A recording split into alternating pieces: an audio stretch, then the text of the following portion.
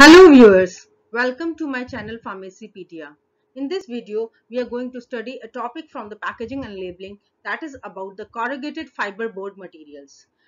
Corrugated fiber board materials are the materials which are prepared for the packaging purposes, for the outer packaging purposes of various medicaments or various pharmaceutical product packaging, which are made from the use of the machine corrugator.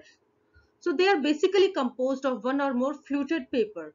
Basically, corrugated fiber board is a board in which we find our most of our packing surrounding us. Whether we purchase any refrigerator or any washing machine, it is being packed with a corrugated fiber board material. The same sort of the materials are utilized for the packaging of pharmaceuticals into large cartons. So if you look the corrugated fiber board material carefully, you will find that it is basically composed of three layers. The central part is the wavy like structure which we call the flute, and other parts are the fiber boards, or also known as the plain cards. So they are basically composed of one or more fluted paper. Why it is being called fluted? Because it contains the wave like structures, so, which is being secured by an adhesive of two or more liners. So the corrugated structure is being encased by the two liners, top layer and the bottom layer, and in which lies the central wavy structures known as the fluted paper.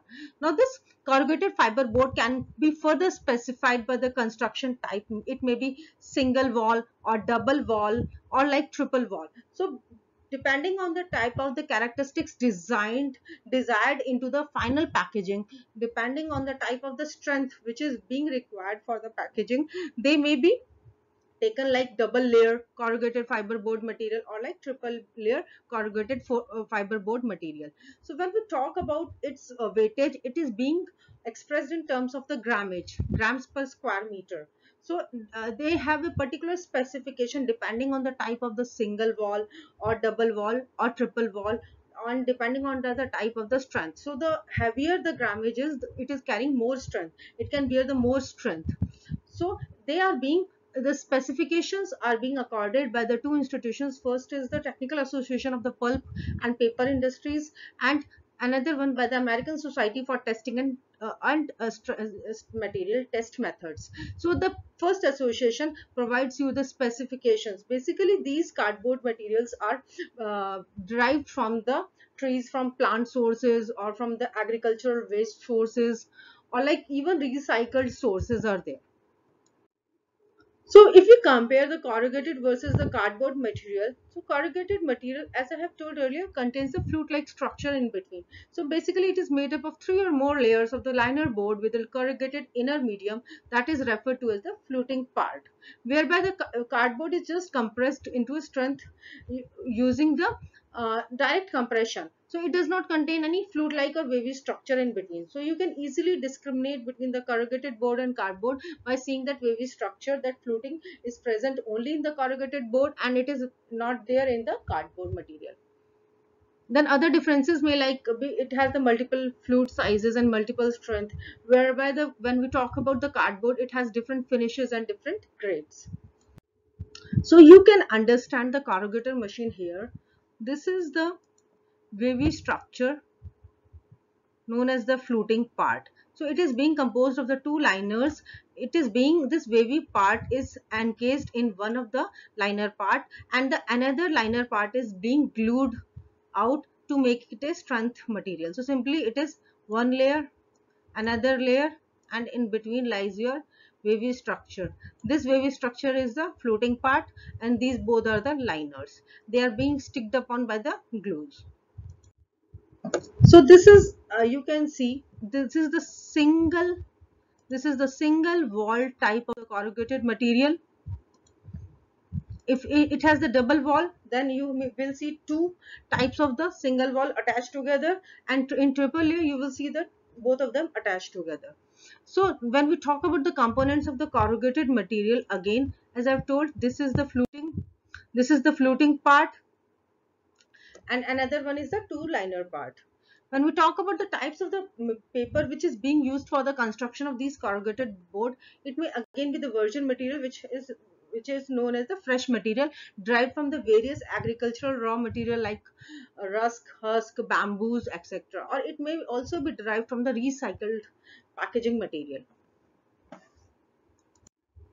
So when we talk about the specification, it is being expressed in grams per square meter, and the paper density is also known as the grammage. This is the measure which is being used worldwide, and it depends on the number of sheets. It is known as the basic weight. So when we talk about the grammage of the fluting part, it lies between 112, 125, 150, 175, like that. And when we talk about the liner part, it is thin. It is about ranging from 115 to 400 gram per meter square, depending on the type of the requirement. They are being adjusted and specified as well.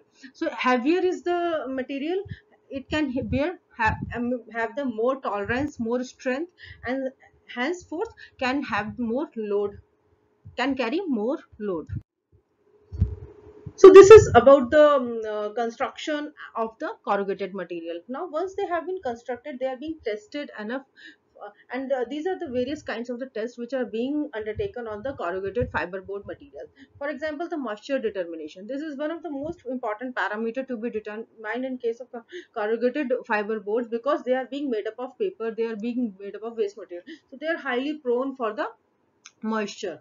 So if the moisture gets entrapped in that, it actually weakens out the, and it cannot hold the material that much properly, and it may even pass on to the material which is intact behind. So again, it is a very important parameter. Then after the moisture content comes the folding endurance. As the term specify, folding endurance, you are basically checking the strength. Then dimensions, burst strength, how much strength it can bear up, flat crush resistance test, edge crush test, ring crush test, and flat crush of the corrugating medium. So let us first try to understand the moisture content determination. The moisture content of the paper and the paper board is a quantity of water which is present and measurable in the paper. Now, in terms of the corrugated fiber board, it is determined by the oven drying technique. Now, the corrugated fiber board weight is initially weighed before and after oven drying at 105 degrees Celsius. The results are quoted as the percentage of the moisture content of the original versus the dry sample weight. So this you are actually trying to determine the moisture content, and you are trying to measuring it so that you understand the dry content it is having. As much as dry it is more feasible. Second test is the folding endurance test. In paper testing, folding endurance is defined as the number of the double folds that are required to make a test piece break under standardized condition. So you are actually folding it again and again till a point whereby it breaks down. So this is actually telling you the strength. This is actually telling you it's a folding endurability, flexibility. So the direction of the grain in relation to the folding line, types of the fibers used, the fiber contents, the caliper of the test pieces, as well as which type of the folding tester that is used, actually affects how many folds a test piece can take. So more are the number of test pieces, more is the strength. Less is the number of folds it allows, so less is the strength. This is the equipment which is used for calculating the bursting strength, also known as the bursting tester cutting device. This is the equipment which is used to calculate out the flat crush resistance test. So it determines the resistance of the corrugated board used in the manufacturing of the packing cases. This is the equipment which is used to determine the edge crush resistance test. So basically it utilizes this equipment. It is actually a cutter machine which determines the crush resistance of the fiber board. Now, when we talk about the closing of the fiber board material or the construction of the outer box, it uses a number of methods by which we can do this activity. On industrial scales, it is being done by the gluing. If it is a small box, or if it is a larger box, it can be even managed by the very large staples or like adhesive tapes. Now, the problems associated with the adhesive tapes is that it can sometimes be loosen out. So in that case, the chances of falling down of material is more. So large staples carries more preference over the adhesive tapes. Then apart from that, the interlocking flaps are there, pressure sensitive adhesive tapes are there, or like interlocking of the flaps. Specific hot melts procedures are there which provides further strength after joining it. So the advantages associated with the corrugated fiber boards are many. They provide the effective cushioning material. They are very easy to fabricate, ease of storing, ease to disposal. They can even be recycled. They are safe for human handling. No strapping required. They could be made especially water resistant. Printing and advertising is very easily possible with the corrugated fiber boards. Then no self-generating fungus. They are designed in export market. They are not only limited to the pharmaceutical industry, but they are widely used for as a packaging in several industries, and they are suitable for self-service store displays. Now, when we talk about the disadvantages, the one disadvantage which I have told earlier is their moisture content. It actually erodes the packing.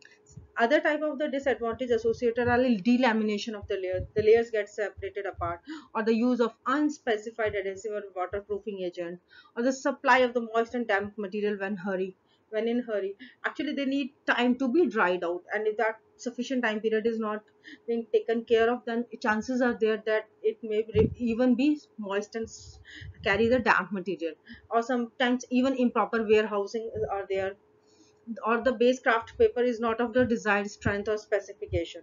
So corrugated fiber materials is widely used in pharmaceutical and several industries. They carry a lot of material. They are used for a lot of its transportation, and it is very easy to handle, so they have wide applicability. Thank you so much for watching my video. Please do like, share and subscribe Pharmacypedia. Also, please provide your views in the comment box. Thank you so much.